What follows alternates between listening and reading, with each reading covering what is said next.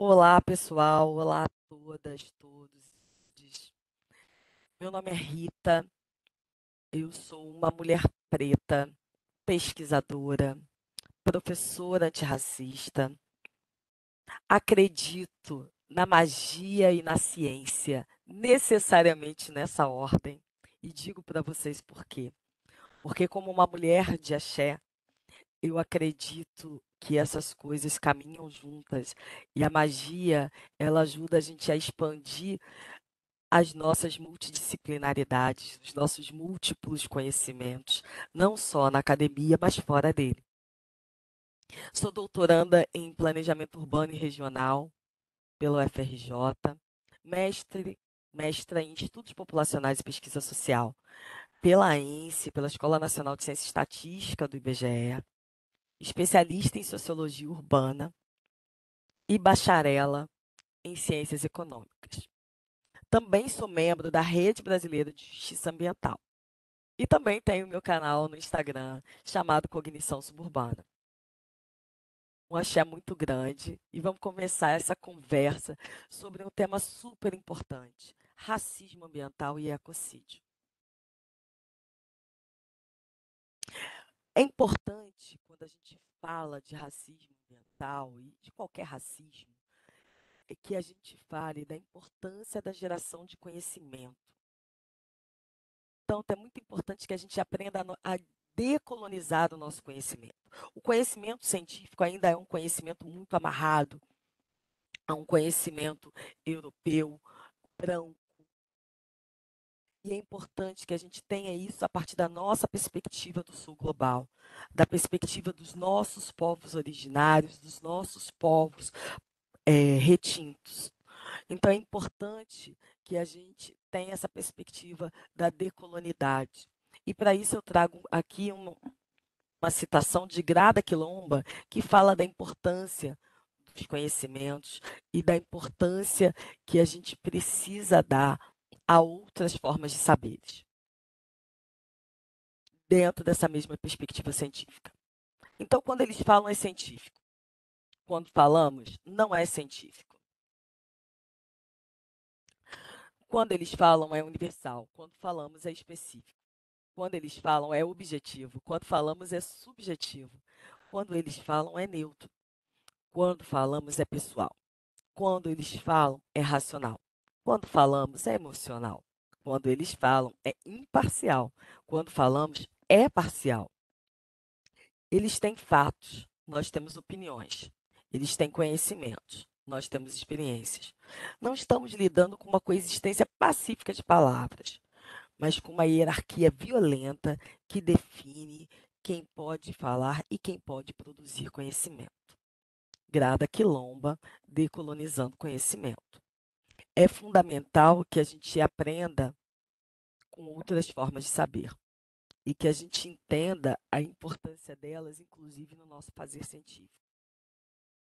Então, por isso é muito importante que a gente converse sobre racismo ambiental, né, e a sua construção, né, antirracista, para a gente superar as desigualdades sociais, ambientais, naturais desse país.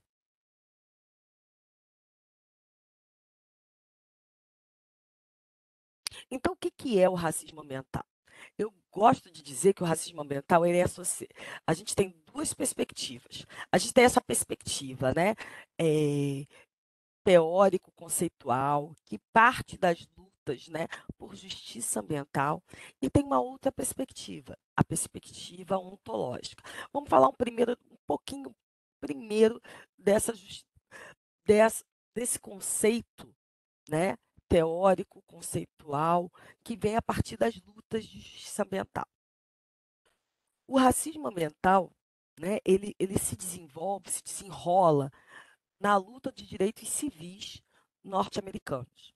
Então, lá na década de 60, por conta do racismo institucional, que, ou seja, do acesso desigual a políticas públicas por pessoas de cor, até porque a gente tinha, né, uma segregação racial nos Estados Unidos.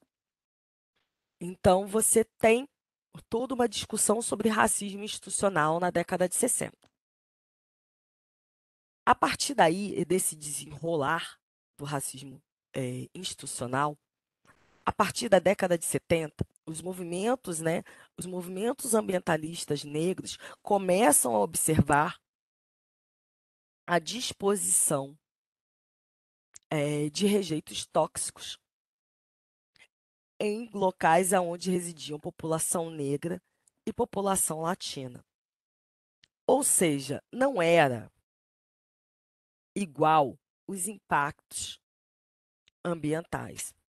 E aí, a partir daí, começa uma série de discussões e de organização da luta desses direitos, tentando impedir a construção de novos aterros, aterros de resíduos tóxicos, perto de localizações de populações negras e latinas.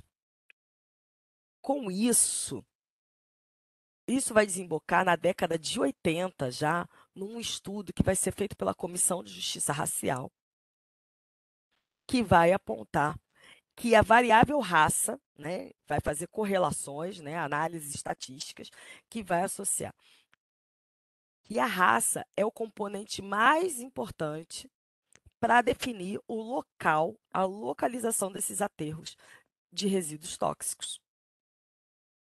E aí, a partir daí, a gente tem toda essa discussão sobre o racismo ambiental. E que, inclusive, é reforçado num documento do Banco Mundial, feito por um alto diretor do Banco Mundial, chamado Lawrence Summers, que vai fazer um memorando apoiando e reiterando a necessidade de que empresas poluidoras se localizem no sul global, porque as populações são mais pobres e os custos sociais desses empreendimentos seriam menores. Ou seja, existe uma estratégia de localização para empreendimentos altamente poluidores, aonde as populações são mais vulneráveis. E essas populações têm cor. São populações não brancas. Chavis, que é um engenheiro, né, que é um químico e reverendo, que vai estar participando dessa luta por justiça ambiental, ele vai cunhar o termo de racismo ambiental e vai dizer que o racismo ambiental é a discriminação racial nas políticas ambientais. É a discriminação racial no cumprimento dos regulamentos das leis e leis. É a discriminação racial no escolher deliberadamente comunidades de cor para depositar rejeitos tóxicos e instalar indústrias altamente poluidoras. Ou seja, o papel político ambiental que afeta de maneira desproporcional pessoas de cor.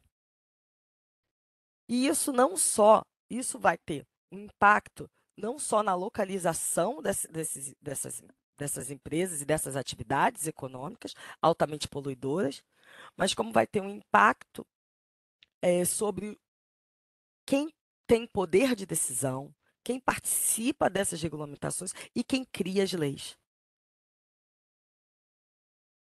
Então, é fundamental que a gente entenda essa dimensão do racismo ambiental, né, como uma dimensão que ela é político, porque ela vem da luta dos movimentos sociais, e isso ganha força na academia, a ponto de que você tem um estudo que vai balizar, né, e que vai realmente referendar que aquilo que se observava, né, da localização de rejeitos de lixos tóxicos, realmente, de fato, acontecia, e essa alta correlação com espaços onde a população era não branca. Quando a gente pega esse conceito, né, de racismo ambiental, a gente observa, né, e aí o Bula, que é um pesquisador responsável também por essa pesquisa que foi realizada em 1987, né, e aí ele vai pegar esse conceito, né, que o Chavis cria em 81 e vai repaginar e vai dizer que esse conceito de racismo ambiental se refere a qualquer política que, de forma direta ou indireta, atinja pessoas de cor. E aí ele vai dizer que essa ideia se associa com políticas públicas e práticas industriais encaminhadas em favor das empresas, que impõem altos custos às pessoas de cor. E aí a questão de quem paga e de quem se beneficia das políticas ambientais e industriais é fundamental para a gente entender a análise do que é o racismo ambiental. Então a gente tem essa perspectiva, né, que cria, inclusive, o que a gente vai chamar de zonas de sacrifício, que são, né, esses locais, né, onde as pessoas residem e que são fontes de riscos sociais, né? São áreas escolhidas, na maioria das vezes, para serem sedes de empreendimentos altamente poluidores e, por isso, são denominadas zonas de sacrifício. Zonas de sacrifício são locais onde os interesses econômicos predatórios se favorecem da desregulação ambiental, responsáveis por danos e riscos ambientais. Referem-se a territórios com populações com população de baixa renda, onde a terra possui menor valor e menor poder decisório frente às empresas. Esse termo foi criado nos Estados Unidos, né, também nesse movimento de luta por justiça ambiental, aonde se observou, né, que esses danos estão associados à questão, né, esses danos ambientais também estão associados às desigualdades sociais e raciais, né? Essa, e essa é uma análise feita pelo professor Henry Axelrod em 2004. Então, a gente tem essa perspectiva, que é teórico, conceitual, que vem do marco da luta por justiça ambiental, os impactos, né, a observância acadêmica, inclusive, de impactos, né, desiguais, né, sobre populações de cor. Mas se a gente pega esse conceito e a gente consegue voltar no tempo até da nossa colonialidade. Então, aí eu digo que, além de uma perspectiva teórico-conceitual, a gente tem uma perspectiva ontológica ancestral, que é marcada pela nossa colonialidade, né? Que a nossa colonialidade, o que que ela é, né? A nossa colonialidade é a expropriação de recursos, né, naturais por pessoas, né, pelos portugueses, colonizadores brancos, em sacrifício dos nossos povos originários e da população negra escravizada, né, em diáspora, né, forçada, escravizada. Então, se a gente pega aquele conceito, a gente consegue voltar até os tempos, né, da nossa colonização, né, e da chegada dos portugueses ao Brasil e a expropriação de recursos. E isso provoca, né, em termos de ancestralidade, essa subjugação de corpos não brancos e a expropriação da natureza. Então, a nossa colonialidade, como eu gosto de dizer, ela institui essa separação do humano e do inumano, destituindo, né, de humanidade os corpos não brancos.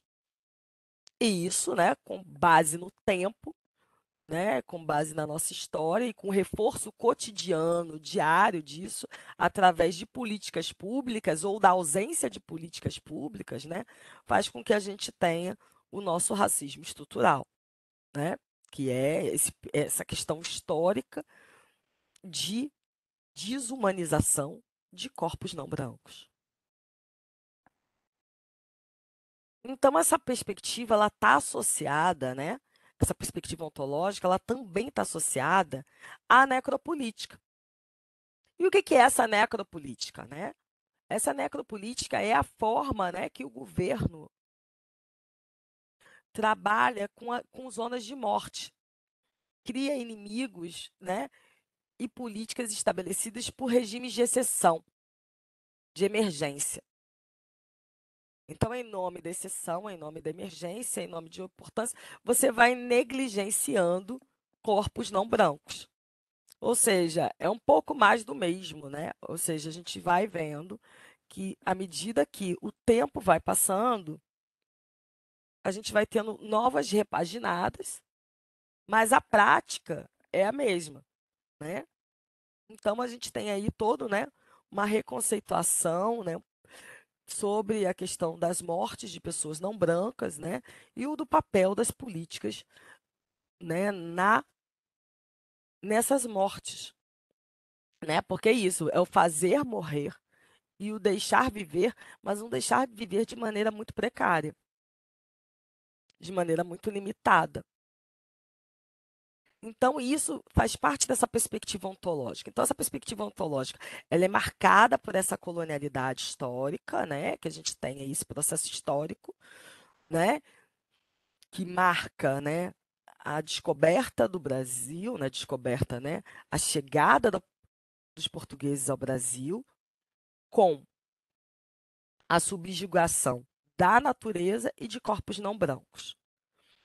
Um apagamento do conhecimento desses povos originários e o apagamento dos, da população negra escravizada. E marcado também, dentro dessa perspectiva histórico-ontológica e ancestral, por uma necropolítica, ou seja, por uma série de políticas racistas, né, de governo. E aí eu sempre gosto de dizer: política é o que você faz e o que você deixa de fazer. Então, se você deixa de fazer alguma coisa, é porque você está privilegiando uma outra coisa. Então, é importante que a gente, toda vez que pense em uma política pública, a gente pense o que está deixando de ser feito em nome dessa política que está sendo realizada. Então, a negligência também faz parte. Então, a gente tem todo esse processo ontológico de coisificação, né, que mata o conhecimento, né, que apaga a produção de conhecimento ancestral, que extermina corpos, né, corpos negros, que nega acesso à educação e que não permite um futuro próspero, né? E mais uma vez marca o extermínio e a submissão de negros à cultura e à estética da branquitude. Então, o racismo ambiental ele está relacionado com os demais racismos, né? Com racismo estrutural, com racismo institucional, com racismo religioso. Então, essas questões elas estão interligadas, né? Porque elas fazem parte desse mesmo processo de surgimento do Brasil, né? Marcado por esse apagamento dos conhecimentos e por essa coisificação de corpos não brancos. Um outro aspecto que tem sido bastante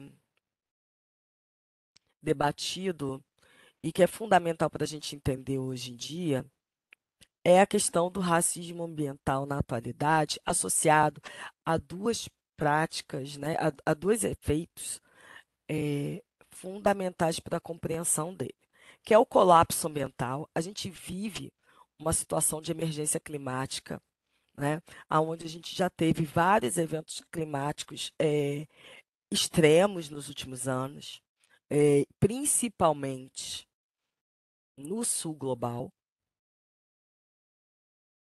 Esses eventos culminaram, né, causaram uma série de situações aonde a gente teve desde ondas de calor, a inundações, ciclones, destruições de plantação, períodos gigantescos de seca, aumentos de casos de dengue, né? Porque tudo isso é todo um desequilíbrio da natureza, né?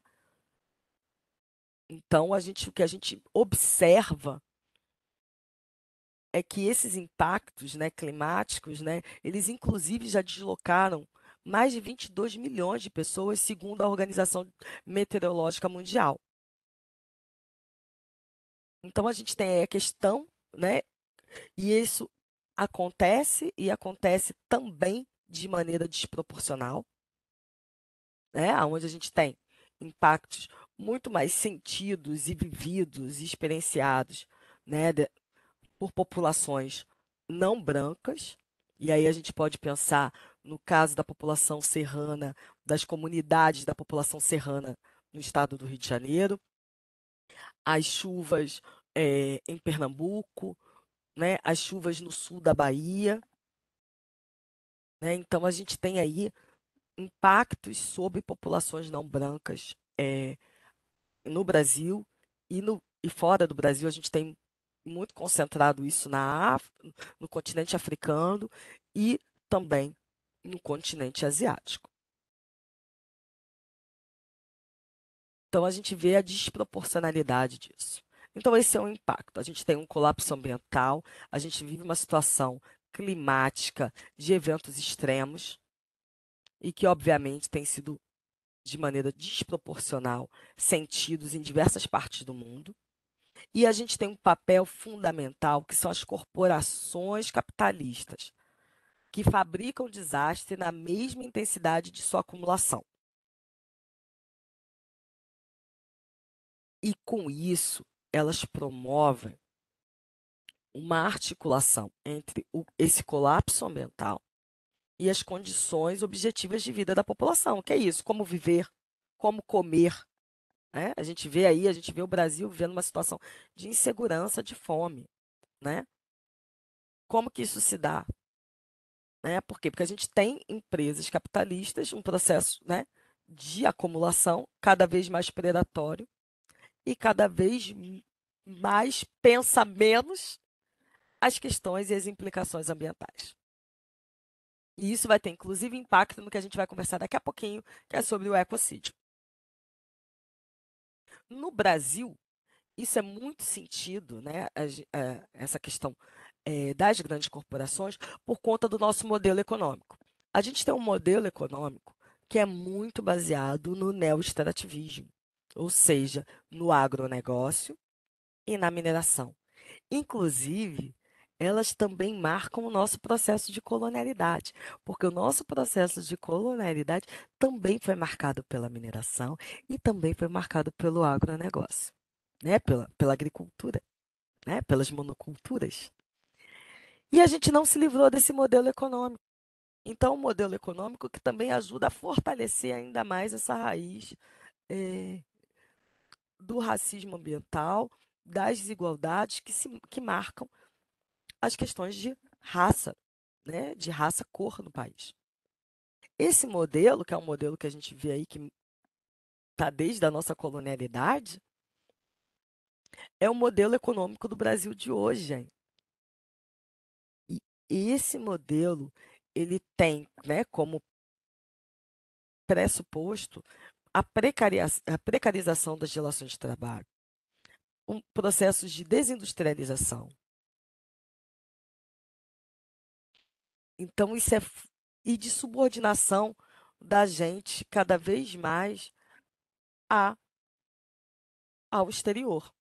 Por quê? Porque ele é baseado na transformação desses recursos em commodities,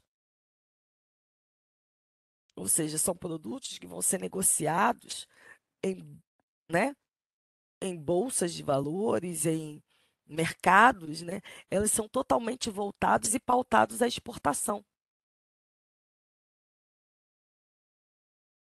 E aí é extremamente cruel, porque é um modelo que ele é totalmente voltado para a exportação, e aí a gente bate recordes de produção agrícola e temos, né, segundo a rede, né, do professor Renato Maluf, cerca de 125 milhões de pessoas em insegurança alimentar e 33 milhões em insegurança alimentar grave, né, fome. Então, esse processo é um processo que reforça ainda mais as desigualdades e essas desigualdades elas se refletem na cor dessas pessoas, né? Tem reflexo na cor dessas pessoas. Quem é que sofre mais com isso? Quem passa mais fome? E o atual modelo que a gente tem econômico, né, muito pautado num autoritarismo, a gente vê cada vez mais um avanço dessas atividades econômicas por áreas, né, por zonas de sacrifício, onde residem povos originários e populações, populações negras. tradicionais ou não. E aí, só para mostrar para vocês um pouco da importância, né? Trazer um pouco da importância dessas atividades econômicas. Para vocês terem uma ideia, a mineração, né, bate recordes no saldo da nossa balança comercial, ou seja, né, entre as nossas importações, né, o que a gente importa, o que a gente traz de fora e o que a gente manda para fora, a, a mineração, assim como o agronegócio, eles são os grandes, né, vetores do nosso processo de crescimento. Ou seja, se a gente exporta mais do que a gente importa, a gente deve a esse setor. A gente tem faturamentos recordes nesses setores. Para vocês terem uma ideia, né, o faturamento de 2021 da mineração foi de cerca de 339 bilhões de reais. Então, só para a gente ver o peso dessas atividades econômicas, né? E a importância que elas têm em termos econômicos, mais que em termos de desigualdade, elas reforçam desigualdades e reforçam racismos e o racismo ambiental.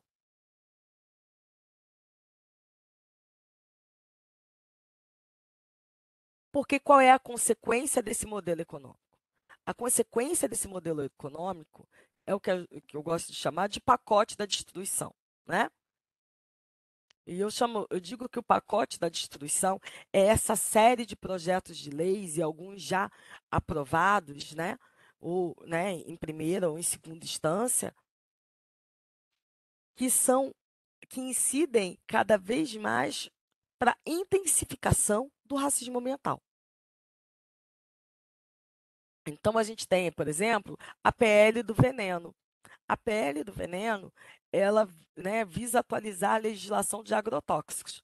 Esses agrotóxicos, inclusive permitindo pesticidas, né, que são uma outra categoria, e que estão sendo incorporadas como agrotóxicos. E a maioria deles não é mais permitida no mundo, né? A gente tem aí a questão da demarcação de terras indígenas, né, do marco temporal que quer restringir as terras indígenas que eram existentes até o período da nossa Constituição de 88. Ou seja, todas as terras, né, todos os territórios indígenas marcados, né, demarcados depois de 88, seriam passíveis de serem, inclusive, né, reapropriados para o Estado por empresas, porque ficariam sem esse respaldo legal, sem esse reconhecimento das suas terras. Ou seja, uma série de. A gente tem a PL que libera mineração em terras indígenas. A gente tem a PL que limita, né, flexibiliza e até extingue licenciamento ambiental de obras e de empreendimentos. A gente tem a PL das grilagens de terras, que permite a utilização e a legalização de terras públicas invadidas pelos latifúndios. Ou seja, a gente tem uma série de políticas públicas, né, que a gente pode ver aqui pelas datas que não são novas, algumas elas sempre existiram, não existem há muito tempo, né, e outras são mais recentes, mas que ganham fôlego maior nesses tempos, porque a gente tem hoje em dia uma política, né, uma ausência de políticas que assegure a diversidade e que assegurem a existência de povos originários, de comunidades tradicionais, né, que atacam frontalmente eh, essas existências, ou seja, reforçam o racismo ambiental.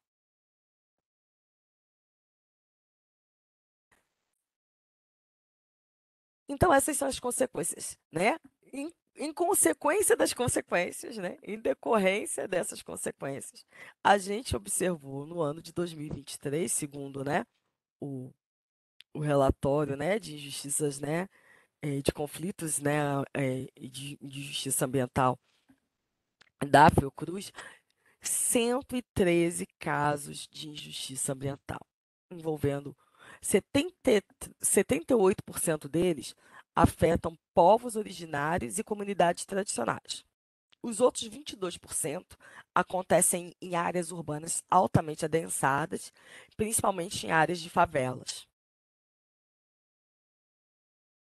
né, e estão muito associadas à questão do saneamento ambiental. Então, a gente tem aí as consequências. Esse número aumentou, né, cerca mais ou menos de 25% em relação a 2017.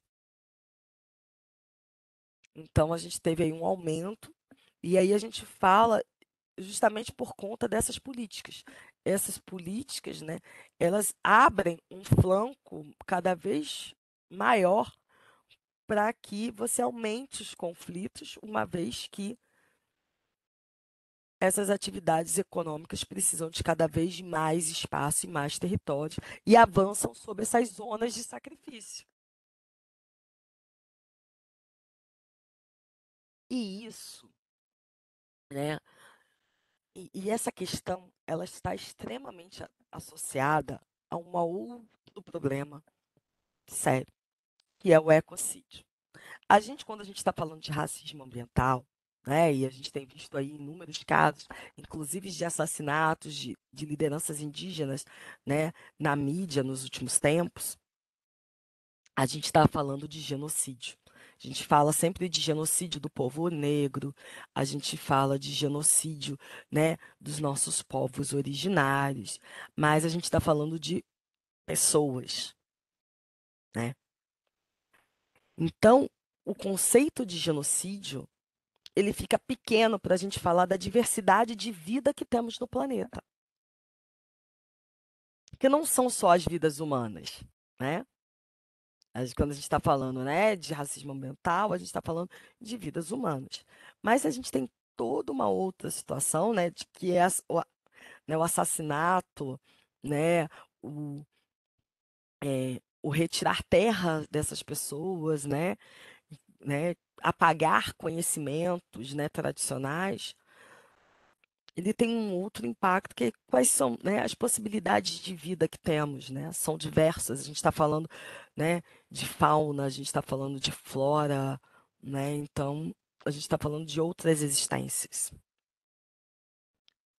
E aí o conceito de genocídio fica pequeno. E aí é importante que a gente pense, né, esse grande, né, esse ecossistema. E aí vem o conceito de ecocídio. Na verdade, o que a gente tem é muito por conta das guerras, acontece, né, que você tem processos, né, inclusive um dos grandes marcos para pensar a questão, né, do ecocídio é a questão do uso de agentes laranjas é, pelo, pelo governo dos Estados Unidos durante a Guerra do Vietnã, né, ou seja, o envenenamento, né, né, de ecossistemas. Então, o ecocídio ele refere-se à destruição ou à perda extensa do ecossistema de um determinado território, seja pela conduta humana ou por outras causas, de modo a prejudicar as condições de vida dos habitantes do local afetado. Ou seja, ele é uma correlação, né, dessa questão, né? É o genocídio, né? Tem a ver com a questão do genocídio, mas tem a ver com toda a forma de vida, as expressões e as formas de vida, né, e as necessidades de outras existências dentro de um ecossistema. Então, o ecocídio ele passa a ser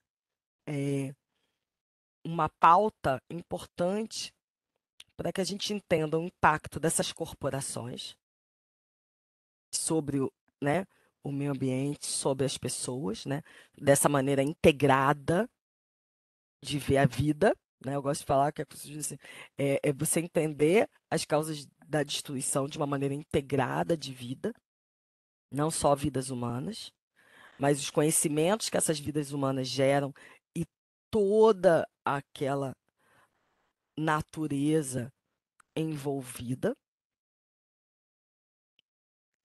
E aí você começa a criar, em termos internacionais, toda uma preocupação, né, e um fortalecimento de se criar uma tipificação, né, no âmbito do direito, do ecocídio como um crime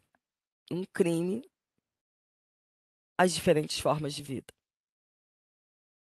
E para isso é inclusive importantíssimo que a gente tenha, né, até por conta dos impactos das grandes empresas, né, dessas grandes corporações, né, que essas tipificações incluam não só pessoas físicas, mas pessoas jurídicas.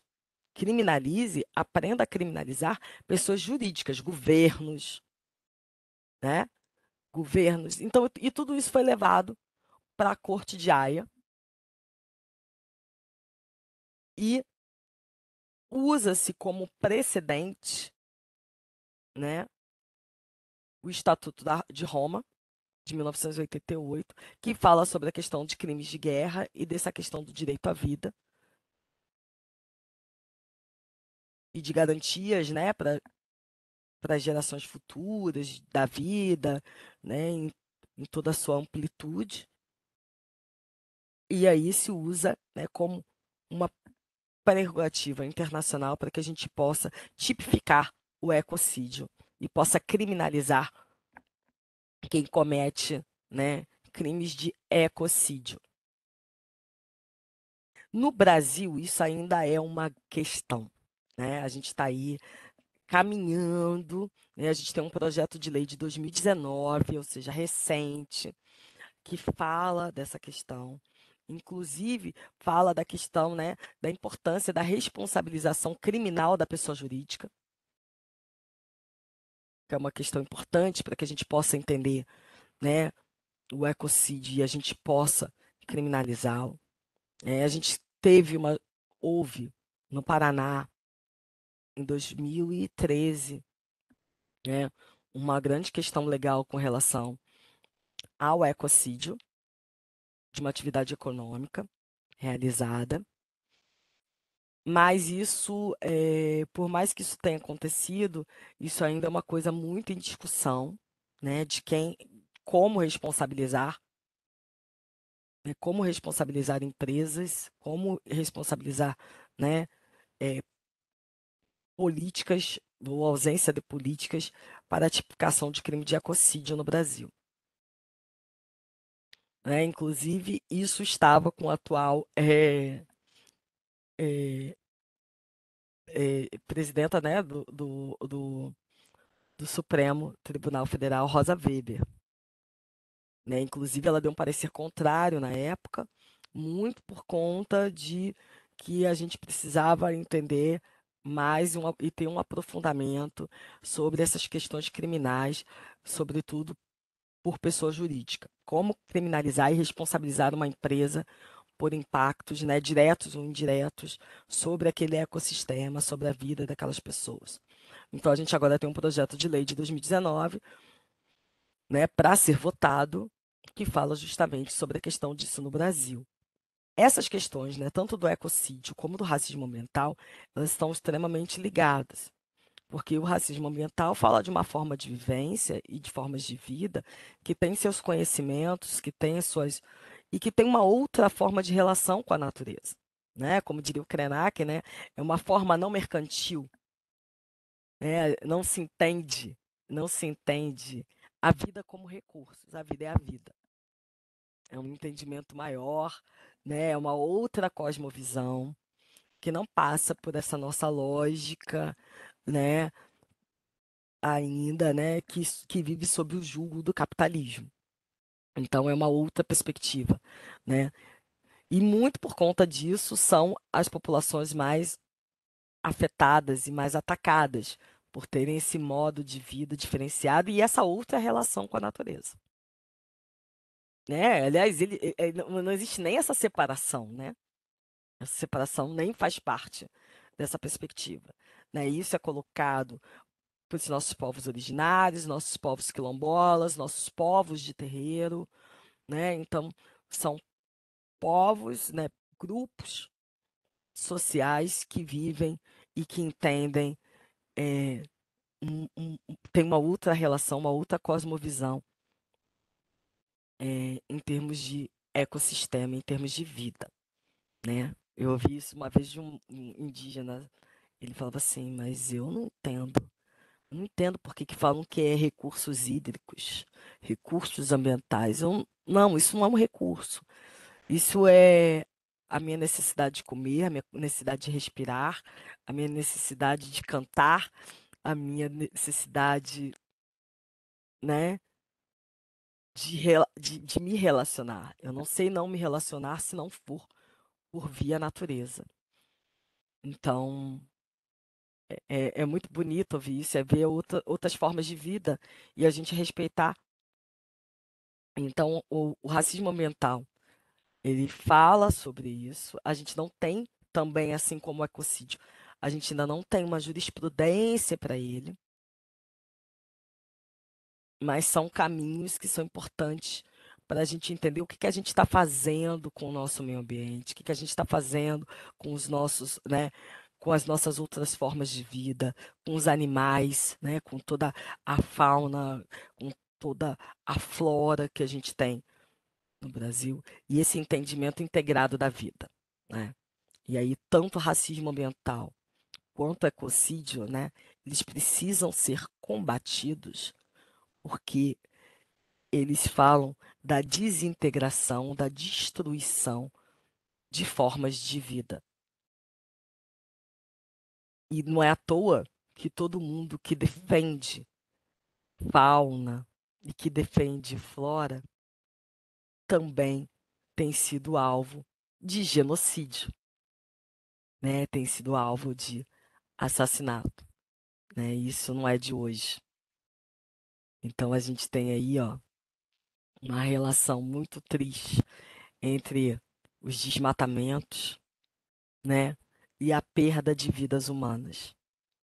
Mesmo no Brasil da nossa redemocratização ainda tão frágil e tão questionada, né, a gente tem, aí a gente está ceifando, né, todas as formas de vida. E aí eu trago também minha homenagem a todas as pessoas que lutam pela amplitude, né, dessas vidas,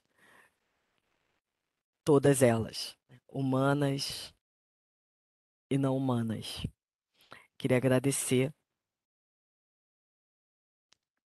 a todas, todos e todes por esse espaço de interlocução e dizer, né, como uma mulher negra também de terreiro, a do pé, obrigada em Yorubá pela escuta, pela troca e estou à disposição de vocês. Axé.